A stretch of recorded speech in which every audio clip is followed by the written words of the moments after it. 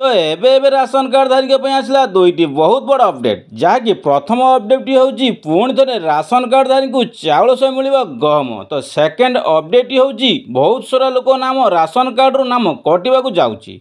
तो कौन कौन थे से नाम राशन कार्ड रू कटिबा जाऊँगी।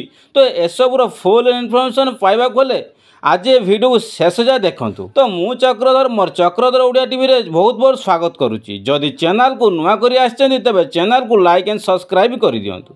तो प्रथम अपडेट होची राशन कार्ड हिताधिकारी को मिलुवा चाउल सह 20% गम देवाक केंद्र खाउटी कल्याण निमते दाबी कर राज्यर जोगाण मंत्री कृष्णचंद्र पात्र। तो सेकेंड अपडेट होची सरकार राशन कार्ड नहीं नुआ कटकणा पर एसबू जिनिस गोटे भी थिले कटिजीव राशन कार्ड कहीं साधारण गरीब जनकल्याण पारिवारिक निमंते राशन कार्ड टी प्रदान करा जाउछि। किंतु पछर जना पड़ला जे अयोग्य हिताधिकारी राशन कार्ड रू चाउल उठाउछंती किंतु सेमानक पई बड़ पदक्षेप नउछंती सरकार।